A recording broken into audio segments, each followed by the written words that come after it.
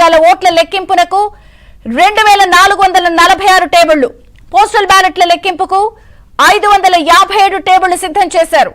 Parliament నియోజకవర్గాలకు 2443 EVM టేబుళ్లు, 443 postal ballot టేబుళ్లు ఏర్పాటయ్యాయి. So 25,209 మంది ఉద్యోగులు కౌంటింగ్ ప్రక్రియలో పాల్గొంటున్నారు. సో దేశవ్యాప్తంగా కూడా ఇప్పటికే 1,500,000 సిబ్బంది పోలింగ్ లో పార్టిసిపేట్ చేసినట్టు నిన్న కేంద్ర ఎన్నికల కమిషన్ రాజీవ్ కుమార్ కూడా చెప్పారు. ప్రతి కౌంటింగ్ టేబుల్ వద్ద ఒక మైక్రో అబ్జర్వర్ ఉంటారు.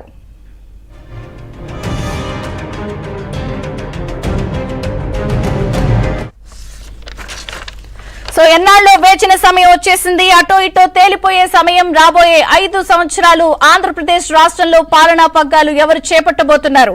సో జనం ఉన్న ప్రభుత్వాన్ని పాతరైపోతున్నారా లేక వన్స్ మోర్ అంటున్నారా అన్నది ఆసక్తిగా ఉంది. ఎగ్జిట్ ఫలితాలు చెప్పినవి నిజం కాబోతున్నాయి అనేది ఉత్కంఠగా ఎదురు చూస్తున్నారు.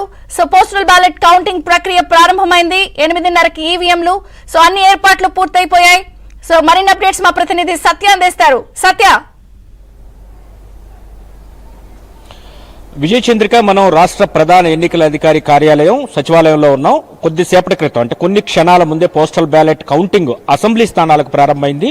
పార్లమెంటు స్థానాలకి అటు పోస్టల్ బ్యాలెట్ ఈవీఎం రెండు ఒకే సమయంలో ప్రారంభమైంది.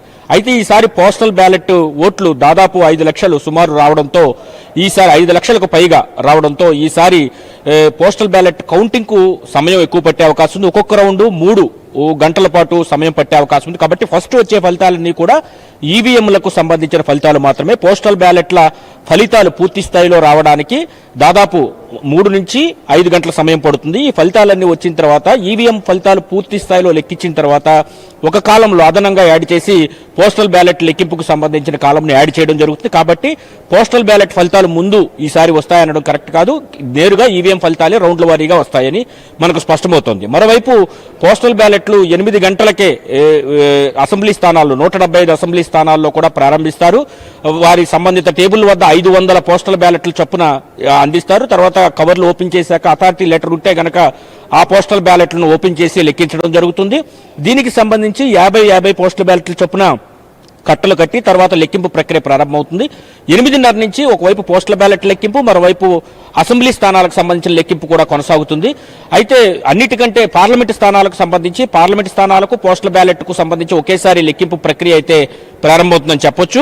అయితే పార్లమెంటు స్థానాలకు సంబంధించి మధ్యాహ్నం 3 గంటల సమయానికి పోస్టల్ బ్యాలెట్ లెక్కింపునకు దాదాపు ఒక్కొక్క రౌండ్కు 3 గంటల సమయం పడుతుందని చెబుతున్నారు.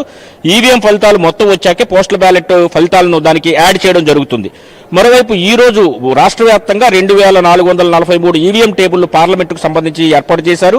443 పోస్టల్ బ్యాలెట్ టేబుల్ను కూడా పార్లమెంటుకు ఏర్పాటు చేశారు.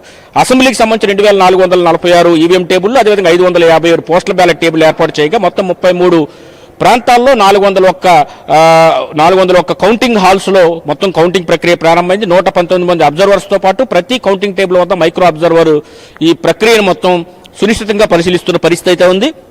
అన్నిటికంటే ఆఖరి ఫలితం పార్లమెంట్ విషయంలో అమలాపురం 27 రౌండ్లు ఉన్న నేపథ్యంలో 9 గంటల సమయం పడుతుందని అంచనా వేస్తున్నారు.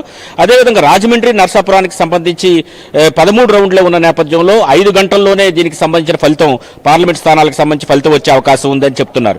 భీమిలి, పాణ్యం అసెంబ్లీ నియోజకవర్గాల్లో 26 రౌండ్లు ఉన్న నేపథ్యంలో ఇక్కడ కూడా సుమారు 9 గంటలు సమయం పట్టే అవకాశం ఉంది. అదేవిధంగా కొవ్వూరు, నర్సాపురం స్థానాల్లో అసెంబ్లీ స్థానాలకు సంబంధించి 5 గంటల్లోనే ఫలితాలు వెలువడే అవకాశాలు కూడా మనకు స్పష్టంగా కనిపిస్తున్న పరిస్థితి అయితే ఉంది.